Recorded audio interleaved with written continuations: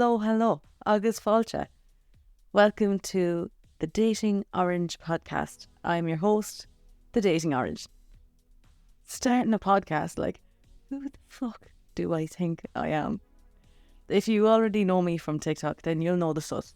But if not, then I may give you some background on me. Basically, I'm 30, I'm living in Dublin, and I've been single for 2 years, after not being single for like the majority of my 20s. And by God, did I grab the dating scene by the balls. I'm 45 first dates in now, but at the moment I'm taking a little hiatus for, the old mental health. I set up my TikTok page in August, just gone, so August 22, and it's absolutely flown. I love the little community that we have of people who are also having their own massive mare with dating, and then people who just find the whole thing very entertaining, which is fair enough. Now, I didn't give myself that name, the Dating Orange, in case you were wondering. It's a name that stuck because nobody knew what to call me, and here we are. When I set up the TikTok, I wanted to be anonymous. After a few minutes of deliberating over face changing filters on TikTok, literally a few minutes, I was like, okay, this'll do. And now I'm a fucking orange. But that's fine. So the podcast, I've planned for it to be a mixed bag.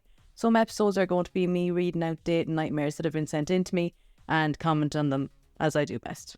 So basically, they'll be extended TikTok videos, which has been requested a fair bit in the past because people were saying that they'd love to be able to just be read loads of stories and nightmares without having to flick on to the next video. So here we are. Other episodes are going to be like interview style with guests who have their own tales to tell, and I have some really, really funky fucking guests lined up, so that'll be cool, and I'm excited about that. We'll share the funniest, cringiest and the most fucked up stories. They'll leave you in bits and you'll be grateful for your own dating stories. You'll realise that no matter how bad your dates were, somebody else has experienced something even more traumatising. And sure, look, there's lessons to be learned and there's wisdom to be found in even the most disastrous of dates. This episode is concentrating on the wildest fucking stories that have been sent in to me on TikTok, and they are wild. Wild or disgusting or bamboozling or just kind of minging. You know yourself. Anyway, prepare thyselves. This one is Mental Tinder Girl. I matched with a girl on Tinder last year. She texted me first and was being very sexual with me. I should have seen this as a red flag from the start, but no, I entertained it. So we arranged a date. I was working and she travelled up by bus, so she waited as I finished work. When I got to the bar, she told me she was on her third glass of wine. She had only been waiting 30 minutes and she was there early because I told her what time I finished work. So I order a pint and I'm a bit sketchy about her. She starts getting really deep quickly and proceeds to ask me to sit closer to her. I do because I thought it would make her feel comfortable. As I'm drinking my pint, she is necking glasses of wine. She had another 3 glasses while I had my pint. Then she orders tequila. She tells me she can handle her drink after I ask if she's okay because she's horsing the drink down. Then we go for a smoke outside and she tells me sometimes when I drink I run. I was like, what the fuck are you talking about? And then she full on sprints away. This is Dublin city centre too, so there's loads of people around and I'm mortified. I don't chase her at all because I can't be fucking dealing with this shit. I see her 5 minutes later getting in arguments with random people across the street and she returns to me and tells me I should have stood up for her. Like, what? You ran away. The bouncer pulls me aside and tells me this girl has been in here with other lads and I'm like, right, okay, and he says to be wary of her when she gets drunk, so now I'm paranoid. When we're inside, her phone rings and it's the fucking Garda telling her that her bag was handed into the Garda station after she lost her bag on the run away from me. We go there and at this stage I really want her to leave and I ask her when her bus home is and she tells me there are no more buses and that means she has to stay in my house. I'm fucking freaked and pissed off now. We get the bus to mine and there's a group of young lads on the back of the bus and she makes a remark to one of them. They all start heckling her and an argument breaks out and I'm finding it really hard to defend her because I remember it was all her fault that this all started. I'm so embarrassed to be here with her. We get off the bus, she full on punches a window and screams. Then we walk to my house, but on the way now, this is when I wanted the world to swallow me up. She takes off her trousers and bends over a car and asks me to fuck her here, in the middle of the road at 11 p.m. on a cold November night. No. I can't believe she's doing this. She doesn't even seem embarrassed when she's putting her trousers back on. When we get to mine, I go to the bathroom and ring my friend and I'm like, what the fuck do? I do not want this girl to stay here. I go into my room and she's fully naked and I've never wanted to have sex with somebody less in my life. But I do anyway. And she starts literally beating me and being far too rough, and I'm like, okay, I want this to stop, so we do. The next morning she orders food to my house without asking, and I'm like, right, that's fucking weird, now you have my address. She leaves soon after and I block her on everything, but now I live in fear that she will turn up to my house one day. This was one of the earlier ones, like the OGs, and the thought of her bending over that car, asking to be ridden, still kills me to this day. The comments were a bit controversial on this one. People were giving out about the fella, saying like he was the problem and a red flag because he said, I didn't want to ride her, but I did anyway. As if he took advantage and she was some poor, innocent, harmless girl, but I don't see it that way. She seems like a fucking liability, big time. Starting fights with strangers, punching things, and all the rest. She ordered food the next day to his gaff as if she didn't have a care in the world. Like, if I'd have done that on a night out and I found myself in some lad's house, I would have booted it home as soon as possible, powered only by pure fucking fear. She's obviously a force to be reckoned with, and like personally, if she was trying to ride me, I'd be a little bit scared of what would happen if I said no. So I do kind of understand it from his perspective. People saying he's a red flag and like he's the issue for riding her anyway. I'm sure he did it anyway for an easier life. Well, that's how I fucking see it. Although he's obviously a bit harmless because he should have gotten rid of her during the night. He had ample opportunity to. Leave her there. She's not your issue. You don't even know her. There's no buses. Like, okay, that's not my problem. Get a taxi home for yourselves there. Best of luck to you in all of your endeavours. And the cherry on top of this story is that Julia Fox, of all people, commented on the video on TikTok. She said, she sounds like a really good time though. I'm on her side. And I'm not a massive Julia Fox fan or anything, but to think that Julia Fox listened to my country ass fucking accent reading out about a story about some girl trouserless bent over a car. Like, what a fucking bizarre event in my life. This next story is dirty, but in a different way. It'll open your eyes to the dangers of online dating, and I'm not even talking about murder. I am talking about dirtbirds. So this was 2017. I was just out of a 12-year marriage with a cheater, and so my self-esteem was on the floor. Now, smartphones weren't even a thing the last time I'd been single, let alone Tinder, so I was kind of out at sea. Then I did that thing where you jump straight into online dating, even though you're clearly nowhere near ready for it, but honestly, you just need some validation. It's never a good idea, but do we learn? I met this guy on one of the apps. He was a bit younger than me, like late 20s, really good looking in his pictures, and we'd been chatting for a few days. I came to find myself home and drinking alone one Friday night when, after chatting to him, I thought it would be a fantastic idea to go to his place. He was fit and I was horny, and I know that's a lame excuse, although I did share my location with my least judgy friend. So I get a cab there, and he hadn't told me that he lived in this weird 7-bedroom townhouse, which sounds like it would be lovely, but it wasn't. When he let me in, he motioned to go upstairs, and I was like, can't we go downstairs? And then he opened the living room door, and it was just this massive undecorated room with a couch in the middle, with stuff piled on it and newspapers on the floor. I was like, okay, sure, let's go upstairs. So his bedroom was up 4 flights of stairs, and I'm like, the fuck do you live? A castle? Get to it, and it smells like a teenage boy's wank sock. I really should have walked out there and then, but I'd come all the way there, so I was semi-committed to the ride at that point. We talked for a bit, and then I excused myself to go to the loo, which was right down on the ground floor where I came in. So back down all of those stairs. He says there's another upstairs, but it's out of order. At this point there were a few red flags, but I sort of think, he can't help where he lives. Looking back, even Buffalo Bill had a better pad. Anyway, get to the toilet and there's no toilet paper. This is almost it for me, I just can't. So I sit there drip drying and considering my options. My stuff, but more importantly my phone, is still upstairs, so I can't just bolt. I go back up the 4 fucking flights again, like, Jesus, I came for a shag, not a triathlon. I ask him if he's got any toilet paper and he says no. So by this point I'm pretty sure I want to leave. I've sobered up a bit and this is all looking like a bad fever dream. Then the icing on the cake, as I'm sitting there calculating my escape, he goes in for a kiss, and this is the moment that I see his teeth, and when I tell you, they were green, so imagine his breath. Mate, how I didn't puke in his face I do not know. In all of his pictures I realised later he'd been smiling with his mouth shut, and I didn't notice. I dodged it, of course, jumped up and said I needed the loo. Yeah, I'd just been, but at this stage I didn't give a fuck what he thought. Ran down all those stairs, went into the toilet and booked a cab, then made sure the coast was clear, and I ducked quietly out the door. Luckily it wasn't locked. The taxi came, I jumped in it and did one of those movie things where I was like, drive, just drive. And he did. I don't know how long it took him to figure out I'd gone. I immediately blocked him on everything on the way home and I never spoke to him again. So moral of the story, always make sure you see their teeth. And that is a serious lesson to be learned. Like, if fellas don't smile with their teeth, there is something going on.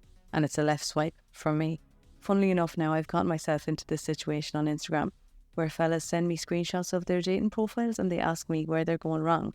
And then the amount of times I have to ask them, why are you smiling with your mouth shut? And mainly they say like, oh, I didn't notice, or I don't really smile with my teeth or whatever, but like the teeth are fine. And I'm like, well, you're going to have to fucking put up a picture. Because everybody's assuming the worst on, you know. They're adding the story though, with the state of his teeth, the upstairs jacks is out of order. The downstairs jacks, no loop roll in the whole house. Could you even imagine what his willy would have been like? I'd say you could have fucking graded on your dinner. Oh, I couldn't, like. That fella is washing nothing. On to the next one. Most of the stories I get in are about men, but for this episode I'm doing my best for equality. Here's another mad woman. It is the Wicked Witch of East Clare. So I was up in Limerick last year working and we went out for a few drinks after. I matched with a girl on Tinder that night and I noticed the next morning when I was having breakfast. I was heading back home that day as I live 2 hours away, but anyway, I get chatting to this one on Tinder as I was inhaling my full Irish and I told her I'm heading back home and she replied instantly and asked, do I want to meet in an hour or so? So she drives into Limerick. She's from Clare, which isn't that far on the motorway. We go for a quick chat and a walk and we had so much in common. We were getting along so well. I decided to ask if she'd like to get a bite to eat. She says she knows a place. She offered to drive. Grand, says I. We have food. She's a little fussy about her food at the time, sends it back and it comes back fine. She eats it, no problem to me, as I can be a bit fussy myself.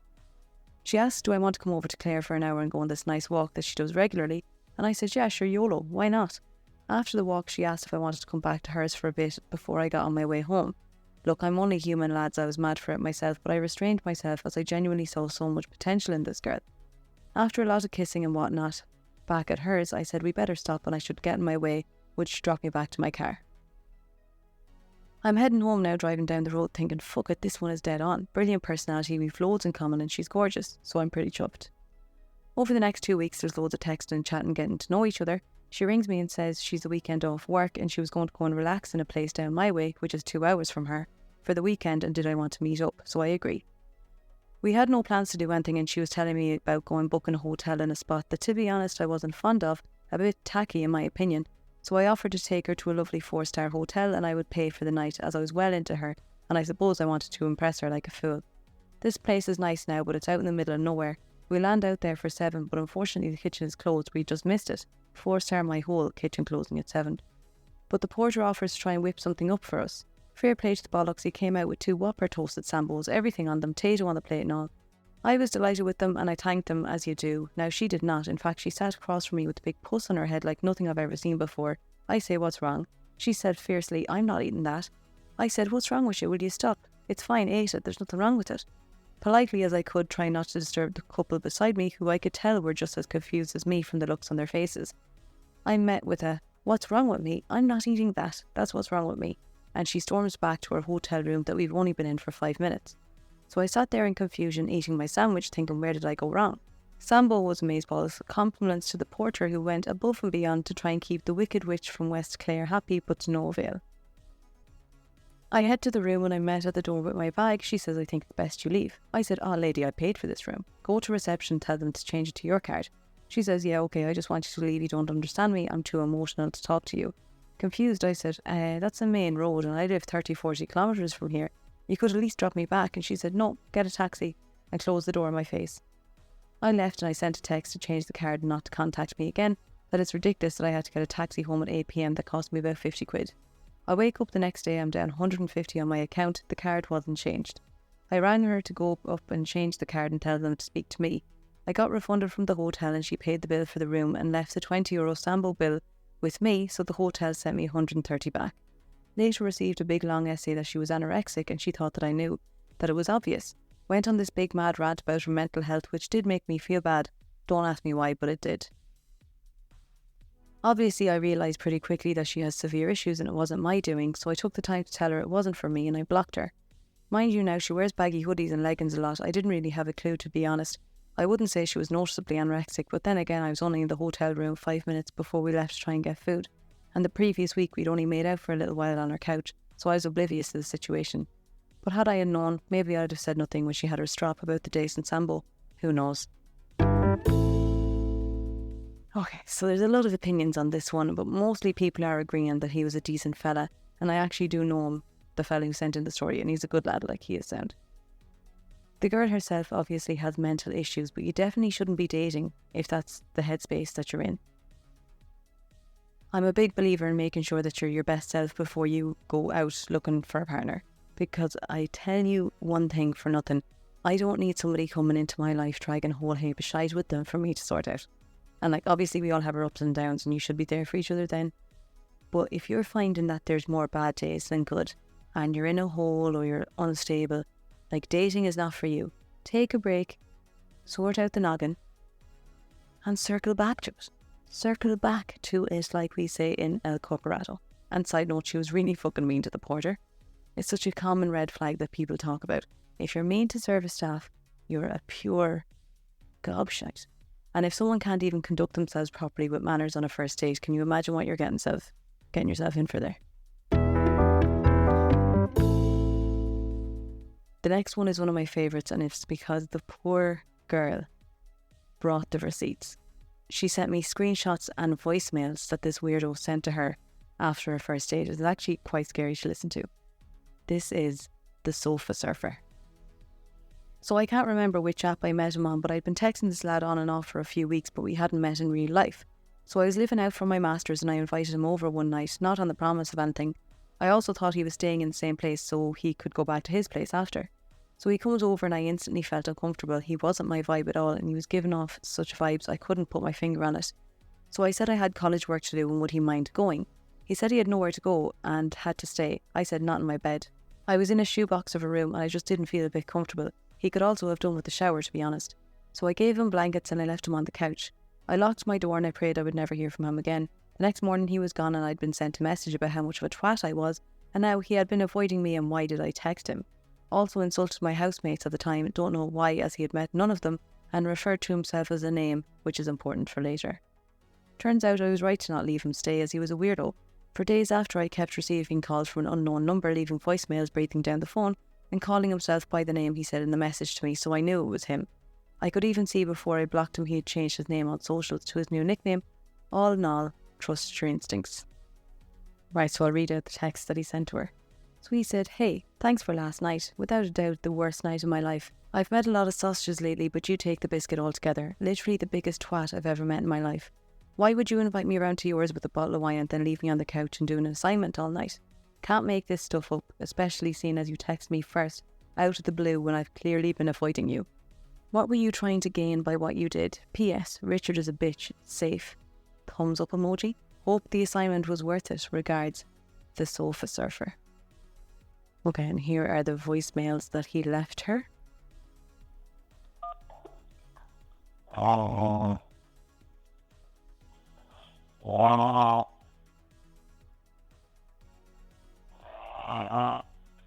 listen to your message again, press 1. To save it and move on, press 2. To message saved. Next message. Message from unknown caller. Received yesterday at 15:05 hours. To listen to your message again, press 1. To save it and move on, message saved. Next message. Message from unknown caller. Received today at 08:17 hours. To listen to your message again, press 1. To save it and move on, press 2. Message saved. Next message. Message from unknown caller. Received today at 13:36 hours. Hello, it's the phone. I'm going to call her, but can I be my bottle of wine back? I'm my tracker. To listen to your message again, press 1. To save it and move on, press 2. To get message saved. That's the last voice message. What a fucking weirdo. The poor girl told me she shouldn't go back to the house for 2 weeks after this because she was so terrified. Like, obviously you would be. groaning down the phone. Like, he actually needs to be committed in somewhere, because that is another level. And the veiled threat of him needing to come back to collect his wine and charger. To make it worse, then he full on picked out his own serial killer name, the Sofa Surfer. Like, you could proper see that in a Netflix documentary about him and all the girls he's murdered around the university. Like, fuck me, he had changed his name on social media to the Sofa Surfer, but it's obviously changed back to his real name now. And the girl gave me his name, so I found his accounts. And he has a girlfriend the last few years. Like, God bless her. That's who you're with. I genuinely hope somebody recognises his voice from those clips and it gets back to her. Like, if I had found out that my fella had done this, I would ghost him from my life. Pictures gone. Every trace of him deleted. If people asked about him, I'd be like, who are you on about? I don't know that man. And in relation to him staying on the couch, like, girls are so caring and empathetic. She should have booted him onto the street, and instead she allowed him to sleep on the couch even though he stank of sweat. Like, we need to normalise telling people to sort themselves out. Get your own way home. Like mental Tinder girl earlier too, we're all adults here. You put yourself in this situation. We're going to finish up on an agony orange query, which is a little problem solving segment that I have on TikTok. And I can't say I'm the best person to be answering these issues, but sure, look, I'll give it a good go. Hi, I need some advice. I, 25 male, I'm currently in a relationship with my girlfriend, 24 female, the last few years, and things have been going well. We get out for date night as often as we can. The romance has never died. However, last night after coming home from a night out, we went to bed. After she fell asleep, curiosity got the better of me, and I'm not proud of it, but I decided to snoop through her phone. It's not something I have done previously in the relationship. She has never given me the reason that there might be cheating going on, but after what I found, my heart broke. I scrolled through a recent Snap conversation with the last guy she was with before me. I found saved pictures of her that she had sent him, half naked and some just cleavage, no full nudity, going back throughout the time of our relationship. I was shook as a hand at mouth discovering this, as she never gave me any reason to suspect before. There is no proof or consistency in the conversations to suggest that she physically cheated, but now that I found them, I can't go back. I also found emails suggesting subscriptions to OnlyFans accounts after her telling me at the start of the relationship that she considers watching porn a breakup-worthy offence. I'm unsure of how to approach the situation. She's the girl I thought I would end up with in the end, but now I'm seriously contemplating ending the relationship. I can't even look at her without thinking about it. As much as I love her, this is an unforgivable act that I can't forget. I need advice on what to do. Yeah, that's definitely not something I'd want to see my partner doing anyway. Firstly, that porn thing, it's just become so normalised for men to watch porn. Like, it's socially acceptable now. So when I met a fella a few months ago who told me he genuinely didn't watch it because he thought it was like an unhealthy form of teasing, I was like, wow, how different and cool of you. Like, I thought there was no men out there like that. And I genuinely believe that it's so dangerous for your mental health, but that's a whole other thing altogether. But in this situation here, break up with her. Break up with the bitch. If she's sending pictures of her flaps to other fellas, like, that is the ultimate disrespect. And like, it should be the end of it. You'll never be able to trust her again. You'll never go back to the way it was. I'd never be able to get over somebody cheating on me. Even if I wanted desperately to mend the relationship, I have such an ego that it just wouldn't allow me to even look at the person again. Now, there obviously was a trust issue there in the first place for you to want to go through her phone, and no judgment here. I've gone through people's phones in the past. There was always a reason for doing it. Not that I'm proud of it. Like, you're only young. You've your whole life ahead of you. Don't waste it on some whore. And that's episode 1, Creep Me Ha. I hope you enjoyed. Episode 2 is already launched.